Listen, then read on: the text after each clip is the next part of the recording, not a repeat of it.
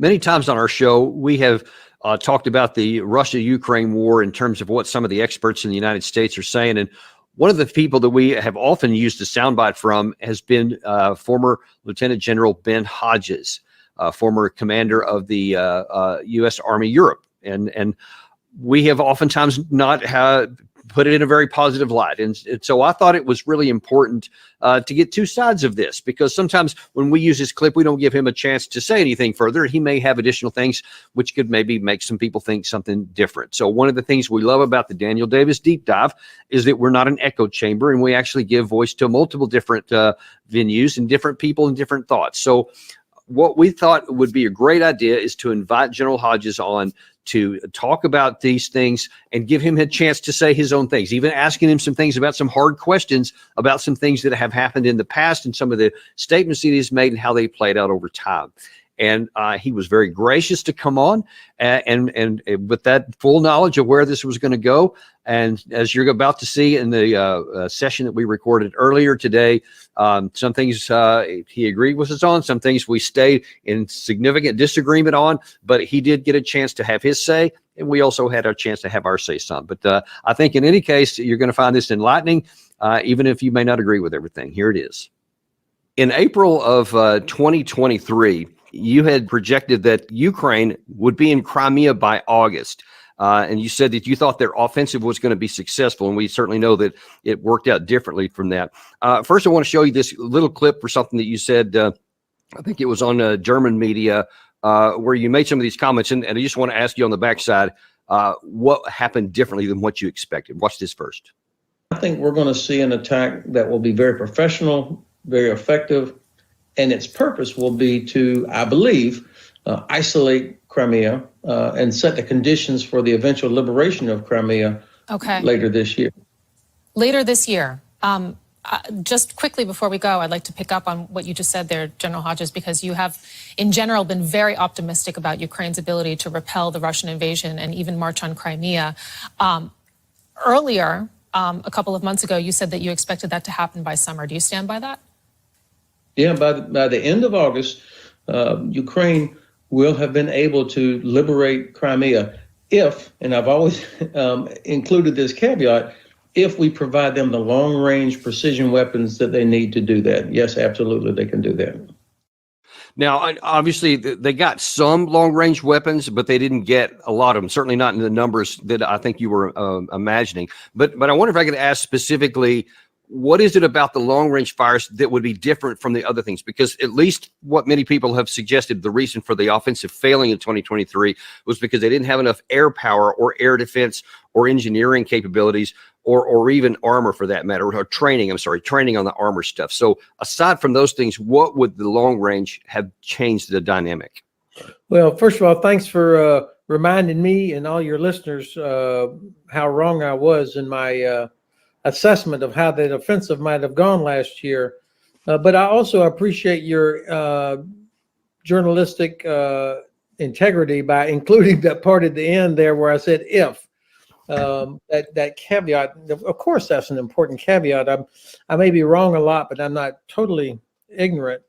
Where I really failed was to anticipate that I failed to anticipate that by that time that the U.S. administration and some of our allies would still not yet have committed to actually helping Ukraine win. To me, it was such an obvious thing that it's the advantage, the best interest of the United States and Europe that Ukraine is successful. So I was sure that we were going to finally get to the point where the administration would say, we want Ukraine to win, therefore we're going to push everything that they need. Instead, we did the opposite. We dilly-dallied for months, gave the Russians time to build up defenses, and to the credit of the Russians, they did a very good job using that time.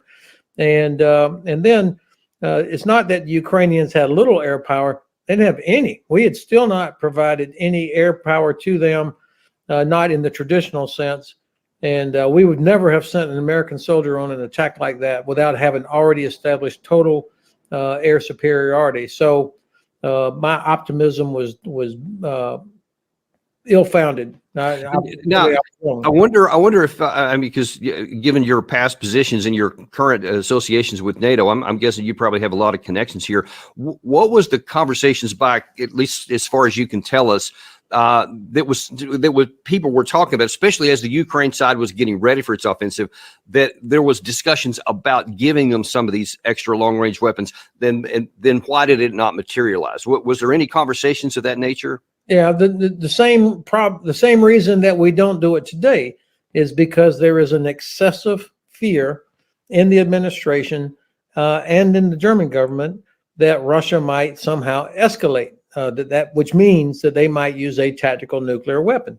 I think there is almost zero chance that they would use a nuclear weapon because there is no benefit to Russia to use a nuclear weapon. There are only downsides.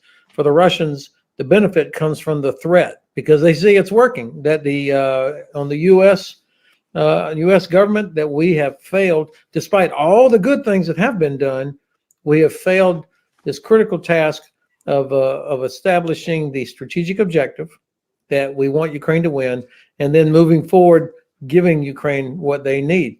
Now, and I put this 100% on this excessive fear in the White House, national security staff. And I think also among some of the leaders in the Pentagon that, oh my God, Russia might use a nuclear weapon. So I think that's our problem. So we got to get past that point. Yeah, and I want to talk about that in a little bit depth, a little bit further in our conversation here. But I want to stick on this point here for a second, because if I'm putting myself in the position of Zaluzhny, Commander Zaluzhny at that time, and if I didn't have any air power, and I now was known when it was getting close to G-Day that there wasn't going to be any long-range missiles either, it seems like it would have been wiser to say, all right, we're not going to do this because I can't. I remember from the training I got while I was in U.S. Army Europe with the 1st Squad and 1st Cav of 1st Armored Division that we're not going to be making an offensive into a prepared defensive position if I have no air cover at all. So I wonder if you have any insight into why they chose to try anyway without those capabilities. I think that there was some hubris, probably, that I mean, the Russians were. Let's remember where things were in the early summer. They were definitely on the back foot. They were retreating, and Ukrainians had achieved great success, particularly up around Kharkiv, right. Less so around Kherson, where they were more cautious, allowed a lot of Russians to escape back behind the river, and but I think there was some over-optimism from watching that, and I have to put myself in that same camp. But also, I believe that there were a lot of people, there was pressure from the Pentagon to do this, that there was a debate, let's say, between the U.S. and Ukrainian planners, excuse me, about how to go about doing this. And the Ukrainians know the Russians better than we will in 1,000 years. They know the Russians and how to fight against Russia. And I think this was a debate here between the sides about what to do. And it always felt to me, and I wouldn't share inside information if I had it. I don't have it. I can only base this on what I have gleaned from all the different conversations, is that I think we pressured them to go ahead and do this because we thought, look, the Russians, you can do this. You got some Bradleys, you got some Abrams, you got this. And we failed to appreciate, we, the U.S., I think. Yeah. So just as someone who commanded, a theater level military there with the U.S. Army, so you understand how I was in a battalion size organization, but you were in command of the whole thing. So I'm sure it went through many series of exercises where you projected what we might do if we had to fight, a Russian incursion or whatever during the time you were there. Knowing what you know now, if you could go back in time to say back to April of 2023 and knowing they're not going to get the air power or the missiles, et cetera, and you knew how it was going to come out, what would you have recommended that they do differently? What could they else have done to maybe preserve their manpower and not, break their teeth on those Surovikin lines?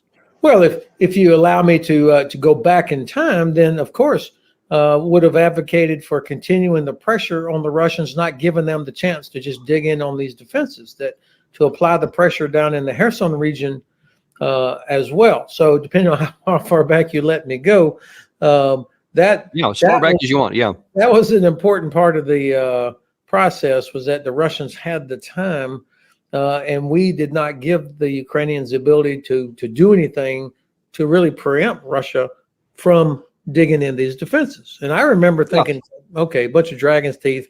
To their credit, they did what their grandfathers did. I mean, it was enormous, deep minefields and so on. And and what would the trade-offs have been? Because I remember, and I'm trying to get my sequencing right in my memory here, but the time when they were actually physically receiving the Leopards, and I think they got some Strikers and then some Bradleys, et cetera. But then there's obviously a requirement that you have to train up on them first, or even to get some of the other NATO training they were given. So, because I've often heard that is one of the reasons why they didn't strike earlier, even though they could see Russia building those lines. And it makes sense. If you can attack them before they got the lines built, then it's going to be a lot better. But then there's also the issue of having trained and have the sufficient logistics for all the supply parts and the ammunition and fuel, all that kind of stuff to sustain.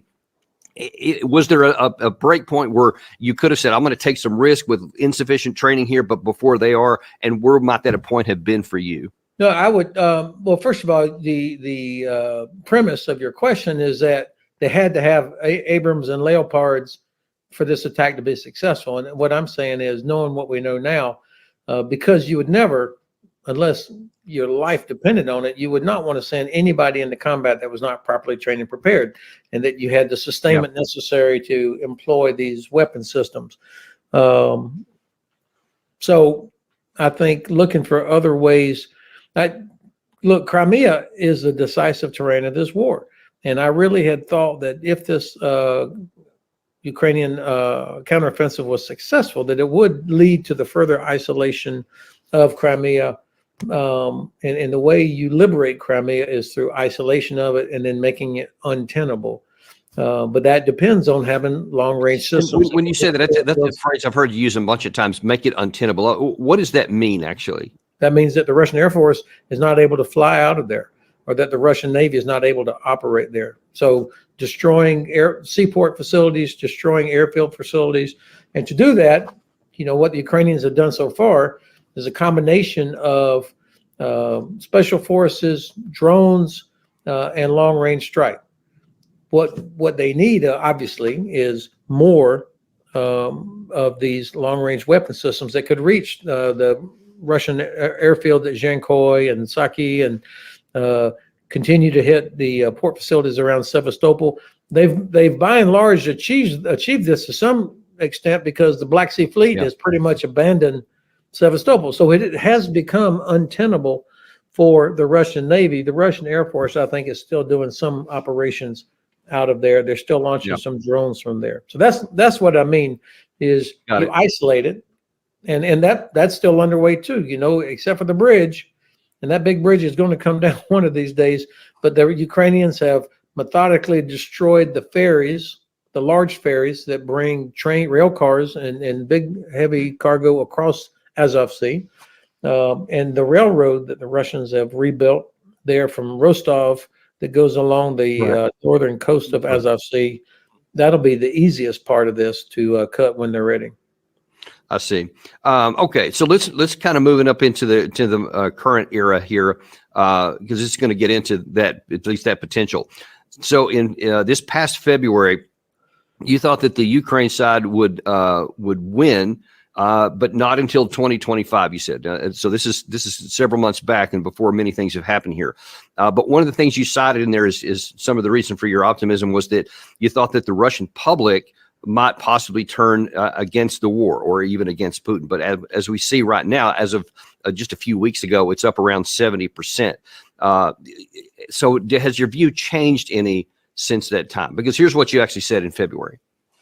I think Ukraine is going to win this war, but not in 24. I think 2024 is the year before the decisive year. So this year is going to be about fixing the personnel system, building up industrial capabilities, continuing to chip away at Russia's logistics and chip away at the population. I just don't believe that the population of Russia is going to continue to accept the hundreds of thousands of casualties and the catastrophe that this war is for Russia.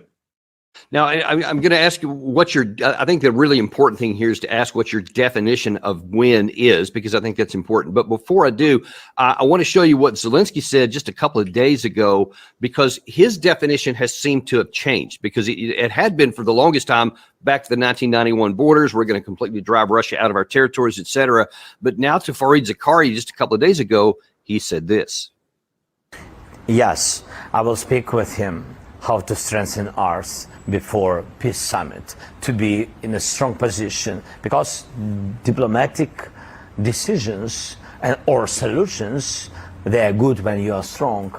Otherwise, Putin will not even, take place in it. And I think otherwise they will be not interested in any kind of circumstances how they can stop the war. That's why I have the plan. Yes, victorious plan, because for us it's victory, to be very strong and be ready for the strong diplomacy. So now he's saying that his victory plan, which apparently he's going to give to Biden just in a day or two from now, is about getting in a good negotiating position, which is very different than anything you said before. So when you say you think that they're going to win, what is your definition? Well, the definition that Ukraine had been using all along of actual win, the strategic objective is the full restoration of Ukrainian sovereignty. That means going back to the 1991 borders. And that means, of course, Crimea is part of sovereign Ukraine. And as recently as just a couple of weeks ago, Secretary Blinken also repeated this, that's about sovereignty. President Biden has said it's about Ukrainian sovereignty. Now, that doesn't mean that the fact that President Zelensky, and he's the most important person in this whole discussion about, negotiations or whatever, that doesn't change the definition of win. But I think the president of Ukraine has to be thinking, okay, at least during the Biden administration, it doesn't look like policy is going to change about delivering certain capabilities, or that the U.S. is all of a sudden finally going to say, it's our advantage that Ukraine wins, let's give them everything they need. Hopefully, in the next administration, that policy will, that we will get to that point, a recognition that it's in America's interest that Ukraine defeats Russia, because it will isolate Iran and it will deter China. So that, if it gets to that, we're in a better place. But President Zelensky has to anticipate that may not happen. And so clearly, getting to as strong as possible a position in the absence of America committing to helping Ukraine win, that's natural. And I think a lot of other European countries are recognizing that if the U.S. fails to help Ukraine actually win, they can't let Ukraine fail themselves, because then you're going to end up with millions of Ukrainian refugees, millions more coming in, continued disruption of grain and energy coming out of Ukraine that affects prices for all of us, and then failure by the West to defend what we say is important. That's a terrible message for China. So I think that there are no pluses that come out of Ukraine having to negotiate away something where they lose Crimea and that Russia is rewarded. But so let's pull back to the time frame that you mentioned there. Let's say between now and December 2025. Let's say that President Biden just said, you know what, General Hodges, whatever you think we should do, I'm just going to sign. Here's the blank check. You just fill in the amounts, whatever. What do you propose could be changed material-wise to give to the Ukraine side that will allow them to undo all of those advantages on the Russian side that we've already mentioned, and even the still existing Surovikin lines, which would all have to be penetrated, in addition to all the territory they're presently taking on the eastern front? How would you see that being reversed? Well, first of all, three things that the U.S. and our allies could do that would have dramatic, significant impact. The first thing would be to publicly say it's our objective that Ukraine wins. We're in this because it is our interest. It's important for American economic purposes because stability and security in Europe is important to Europe's prosperity, which is important for us because Europe is our #1 trading partner. So for our own purely economic reasons, we need to see Ukraine defeat Russia. And then I've mentioned China. So that will send such a strong message, particularly to the Kremlin, because the Kremlin, they know that they cannot defeat Ukraine. They haven't done it in 10 and a half years. After 10 and a half years, they occupy only about 18% of Ukraine. 10 and a half years with every advantage and at enormous cost. So that would be a powerful message to the Kremlin that we were committed to actually helping Ukraine win. And so that would shatter Putin's idea that he just has to wait us out. That's number one. The material thing would be, of course, the delivery of actual capability. We have fallen way short of actually delivering what's been promised. Stand fast, what we haven't yet promised, what has been promised has not been delivered. And this is, I have to say, reveals a lack of urgency and a sense of we want to help Ukraine win. And so for a variety of reasons, we have not done a good job of delivering consistently all the things that are required.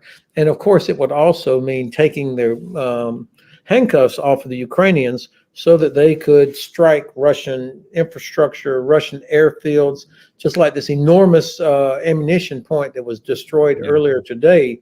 They did that themselves.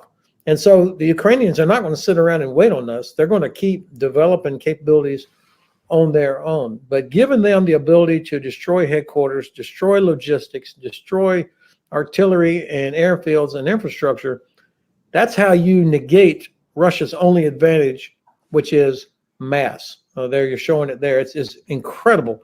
And this is a place that's like 2 hours northwest of Moscow. I mean, this is not across the border in Kursk. This is up northwest of Moscow. Now, the third thing, of course, that we've got to do is we have got to use all of our economic tools. We have not done that. There are sanctions in place, bigger sanctions than I've ever seen in my life, that have had effect. But Russia is still able to sell oil to China and India using their so-called shadow fleet that takes this oil out through the Baltic Sea and the Black Sea and then sells it to the Indians and the Chinese. Until you can stop that, Russia will continue to have money that they use to buy North Korean ammunition, Iranian drones, etc. So those are the three things that can have immediate impact if we got serious. Okay, so but what about let's zero back down onto the operational / tactical level. If you had to pick one of the biggest deficiencies of the 2023 offensive, it's going to be the lack of air power and air defense. So how do you see those two getting resolved? Because if the Ukraine side, even if they do the long-range missiles and the declarations, everything else, they still don't have an air force that can overcome the United States. And I remember very famously in November 2022, where then Chairman of Joint Chiefs of Staff General Milley said, hey, Russia has like nearly 1,000 4th and 5th gen fighters. So even if we gave them F-16s, it's not going to change the balance. If you gave them like 100 of them, even that's not going to change the balance. What could change the balance that would make the tactical possible to drive them out? Well, first of all, I'm a little frustrated. So many good quality people like my old friend General Milley and others who keep coming out and saying, well, but if we did this, it still would not change. Okay, but these are excuses versus they are justifications for not providing what would in fact help. Of course, 50 or 100 F-16s is not going to all of a sudden the Ukrainians win the war. But this is being used. Or recently, John Kirby, another old friend, good people, said, well, you know, the Russians now, they've moved most of the things outside of range of attack them, so we don't really need to do it. I mean, that's the kind of thinking that's going on that is well short of what's needed to help achieve what's in our best strategic interest. So, you know, the decisions that were made 2.5 years ago, we're paying the price, and the Ukrainians are really paying the price. You can't just magically deliver 100 F-16s and then the sky is black with friendly aircraft. we haven't been helping train pilots. And as you will remember from your own experience as a CAF trooper, it's not the thing, it's the system. It's the organization. It's the training that you do, the combined arms and joint working together. That's the secret sauce. It's not the thing. It's this effect that's created by combined arms and joint operations. So that, of course, that takes time to train. And but the fact that we're late doesn't mean we shouldn't do it now. But so how could it work? I mean, unless maybe you've changed your 2025 prognosis from now, how long would it take Ukraine to win? Because they still, regardless of the difficulties, they still got to get some kind of air power to be able to have the tactical operations on the ground to drive the Russians back. Well, I've listened to some senior retired Air Force officers, I mean, people for whom I have enormous respect. And, they're starting to talk about air power in different terms than what you and I grew up with. That, a lot of air delivered capabilities may not be manned aircraft necessarily. So I think you can achieve a lot of effect with different types of drones or long range precision weapons that in the past you and I depended on the world's greatest Air Force to deliver. So I think that's part of it. Obviously, at this point now, again, I was overly optimistic about the administration finally getting serious about winning, and they're dug in as deep as they have been. Because again, I think there's this excessive fear that Russia will somehow escalate. So, what can we achieve by the end of this year? I think that first of all, I will stick with my assessment of the significance of the Russian population. Let's break that down. I spoke with a Ukrainian friend of mine. He's a senior officer, Ukrainian Armed Forces. I've known him for a decade, 20 years actually. And he said that when I asked him, I said, "Who in Russia? I mean, how do you attack the population? How do you get reach them psychologically?" Because we all know that part of the reason supposedly that the Soviet Union left Afghanistan was because these mothers were out there complaining about their sons dying in Afghanistan, and that put pressure on the government. Now, Vladimir Putin is not the kind of guy to be real sympathetic to a bunch of moms, but my friend pointed out the fact that the parents of Russian conscripts are starting to get very active publicly. That Putin has broken a promise to them that he would not send their sons who were conscripts into the fight. Well, obviously he is. And so now there's the potential for finally some families to begin to exert pressure. And these parents are in their late 30s, early 40s. So that is a factor. And then I spoke to another guy yesterday, a Russia expert, years of living in Russia, business there. He's an American. And he is noticing that in the Duma, the Russian parliament, that you're starting to see more and more criticism coming from members of the Duma. That's new. And then finally, the third sort of ring of Russian influence inside the country are the oligarchs. As long as they continue to make enormous amounts of money, I think they'll live with what they've got. But when they really finally start to feel the pinch themselves personally, then I think the pressure dynamic changes. So I don't know that we have done all we can from an information and economic standpoint to reach that support that's necessary for Putin. Well, I guess time is going to tell on that one, because the Russian people certainly have a penchant for long suffering. I'm going to challenge that. I meant to challenge earlier. You're 71% of a poll. You can't possibly be serious about any poll that comes out of Russia. I don't trust them. But I will grudgingly partly agree with you, Danny, that yes, of course, the Russians traditionally have seemed to have been willing to suffer. But I think I understand it as more of like apathy, that they, for centuries, that's been their life. And it's like, not so much, I'm willing to do this on behalf of Mother Russia.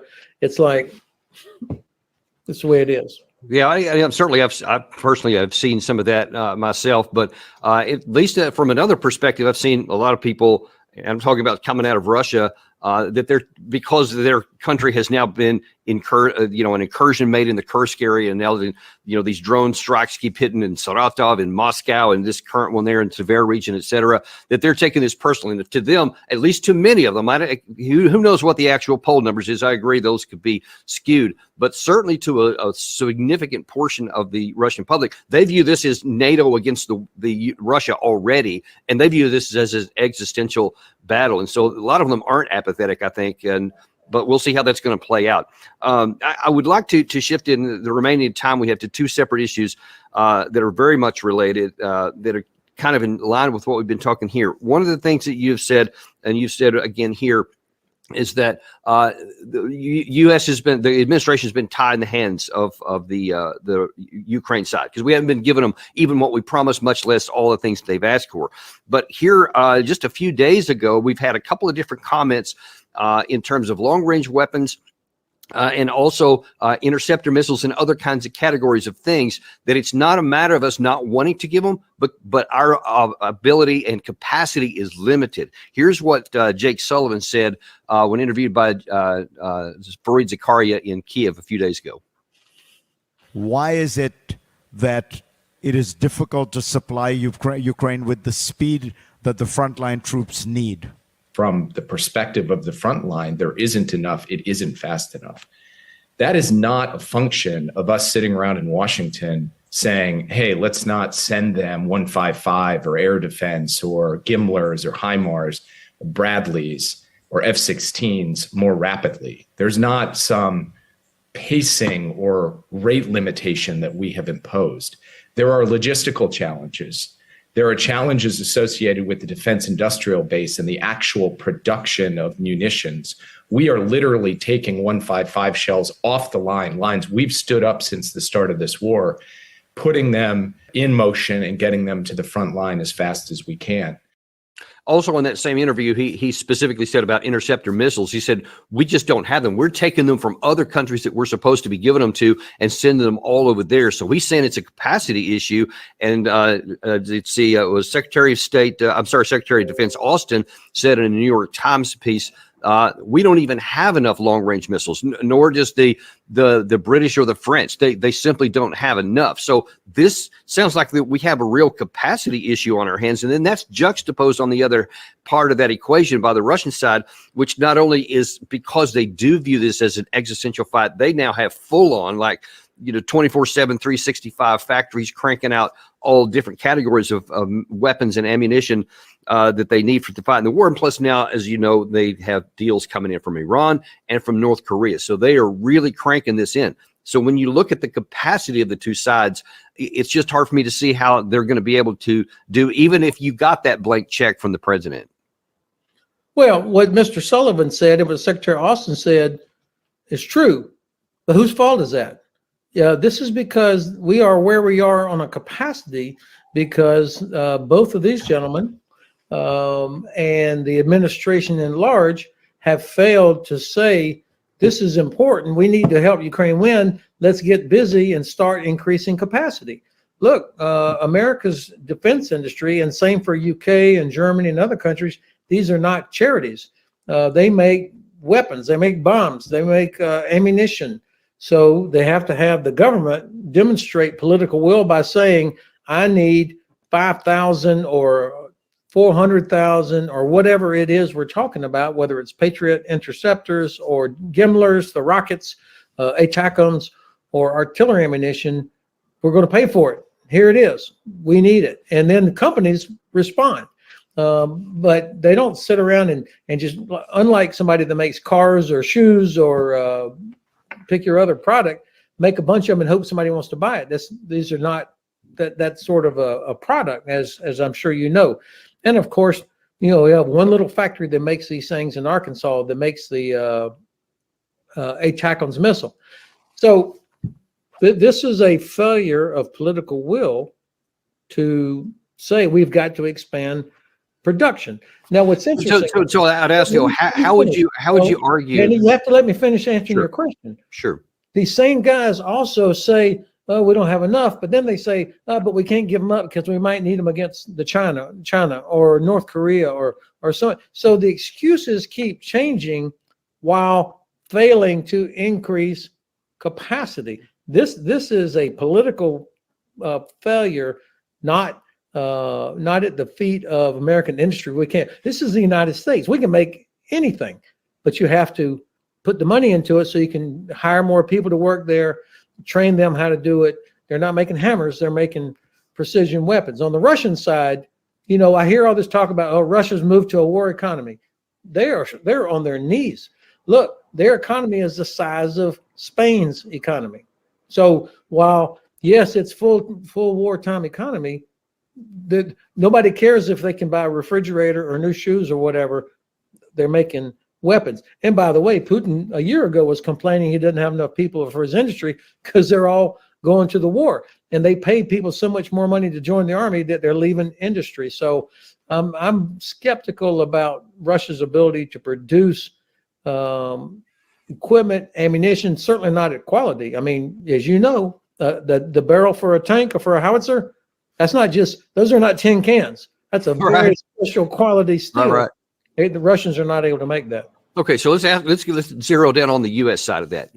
To get what you just described there would have had to put the U.S. on a wartime footing, because you would have to dramatically expand the industrial base to get to the numbers you're talking about here. But when you're talking about a political will, the U.S. public would have to be convinced that our security is at stake here, and I think that's a high bar to get across here, because, but actually not even because, even if they did, let's just say that they figured a way to get that done here.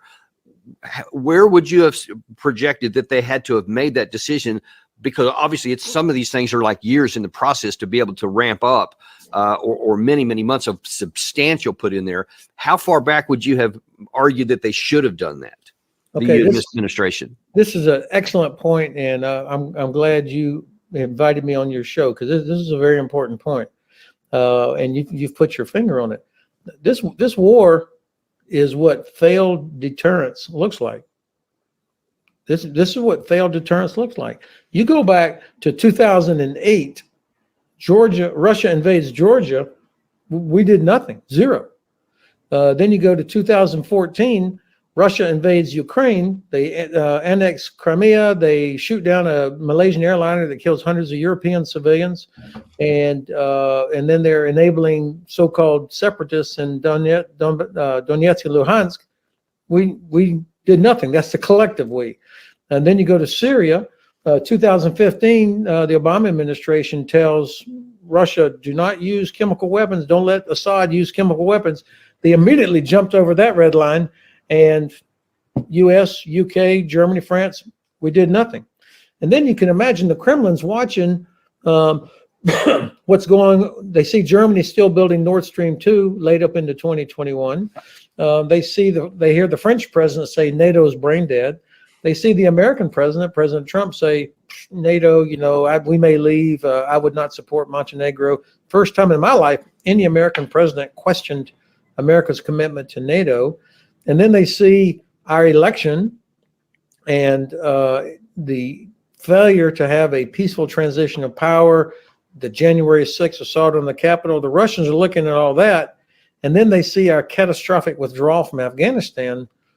You could imagine how the Russians are thinking, well, let's go ahead and finish the job. Let's finish the job in Ukraine, because clearly the West is not prepared or doesn't have the will to challenge us. You go back to George W. Bush. I looked into Putin's eyes and I saw his soul.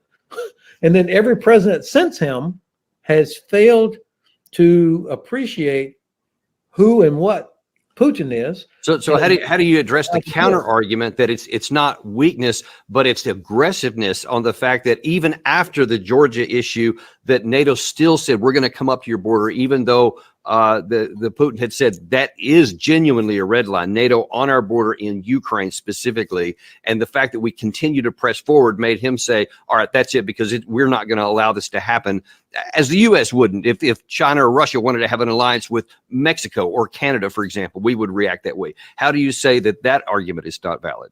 Well, that's a real good use of Russian talking points, Danny. That's you know US. what? That's U.S. To be honest, that's U.S. talking points. That's what I would do if it was my country. It's not Russia. It's like if we think that we would do something, why do we think they would do something different? Because the ultimate objective is our security. So how would you say, again, because we have to look at it from their perspective in terms of their actions or counteractions. So how do you view that they shouldn't feel that way? Well, first of all, we did try after the end of the Cold War to partner with the Russians. We had Russian troops with us when the NATO I-4, the implementation force, went into Bosnia in 1995 to implement the Dayton Peace Accord. We invited the Russians to be a part of that. So we have opened the doors, invited Russia to join all these different international. So we did try to work with them. The real question, I think, is why is it that every former Warsaw Pact country and many former Soviet republics, the very first opportunity came knocking on the door of NATO saying, please let us in. So NATO doesn't expand up to the border of Russia. That's the Russian characterization.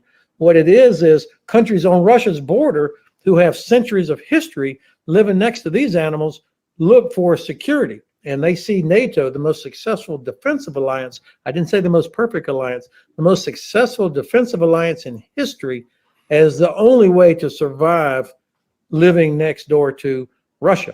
This is an absolute false narrative that comes out of the Kremlin about NATO expanded up to their border. They had no choice. They're encircled. Look what happened when Russia attacks Ukraine. What happens?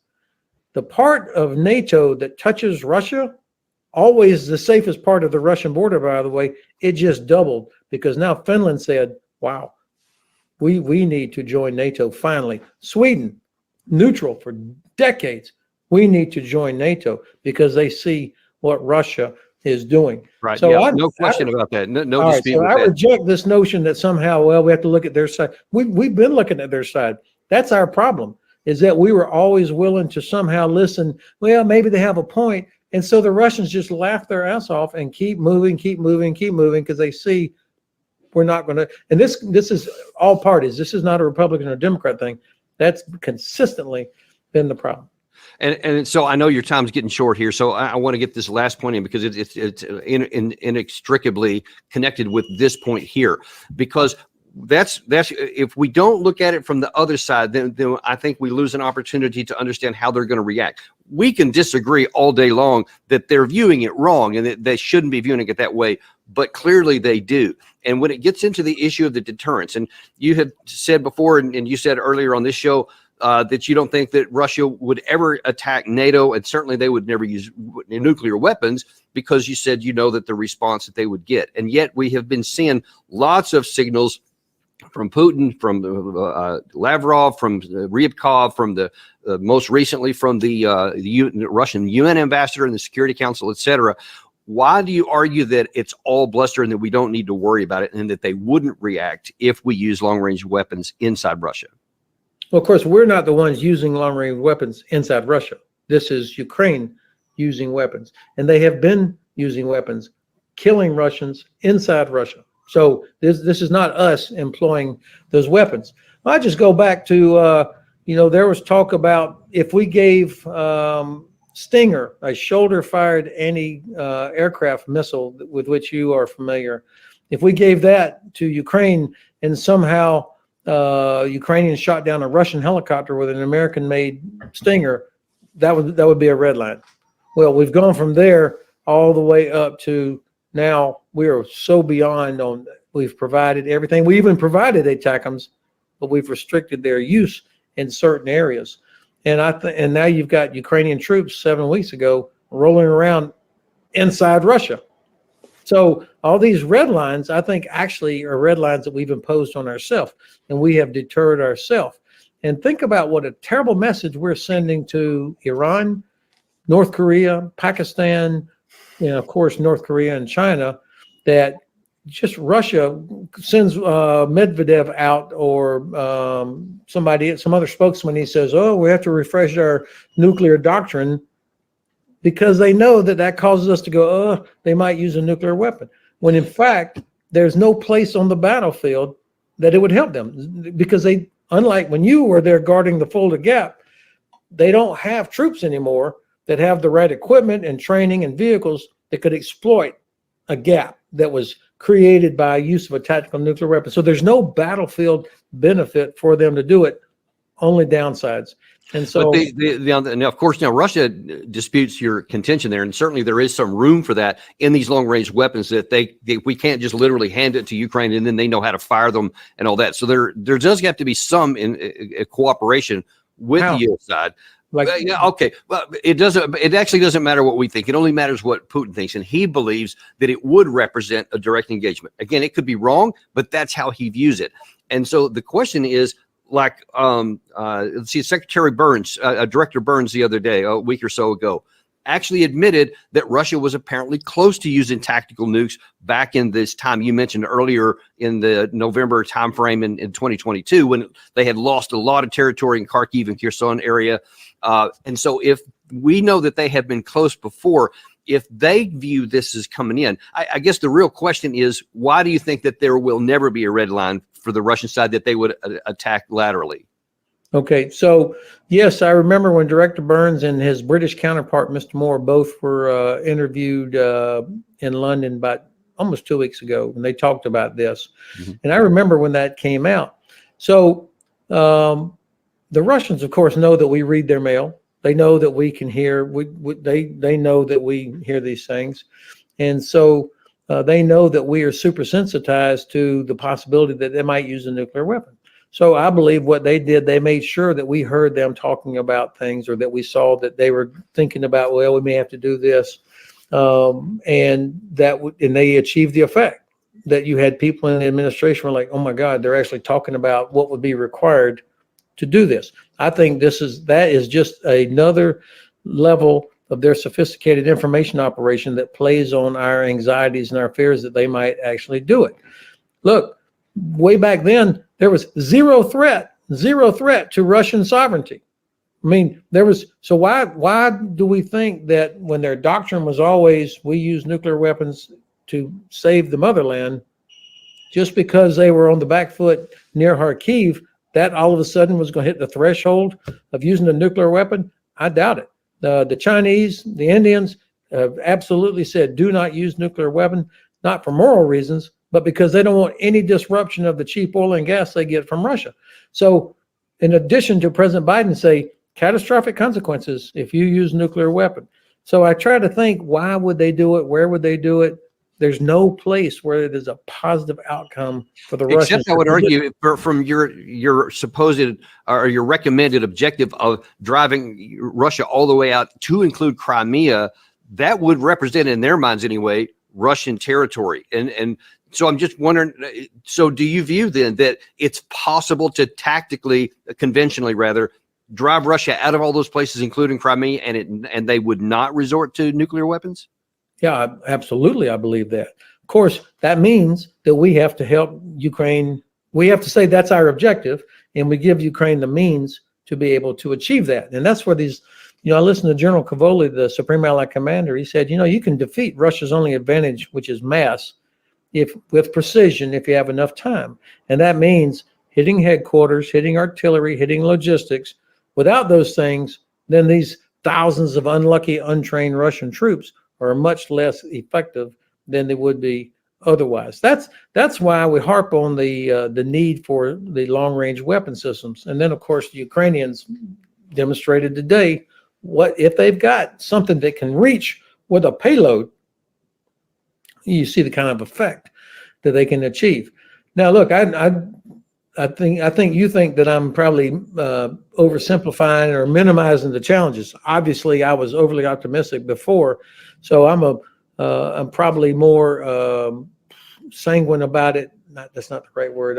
I'm more cautious than I was before about how fast this could happen. But ultimately, we need it to happen. It's in our benefit.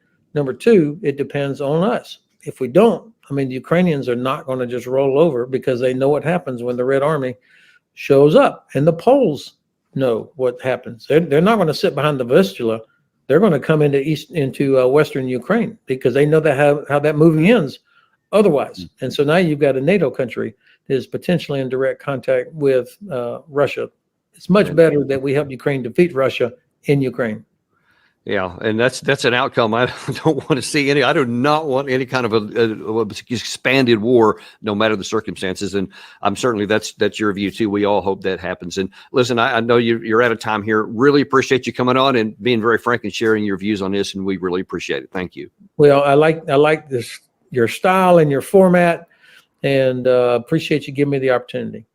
Thank you, my general. And thank you guys for joining us too. Always appreciate you coming on. Be sure and like and subscribe, and we'll see you on the next episode of Daniel Davis Deep Dive.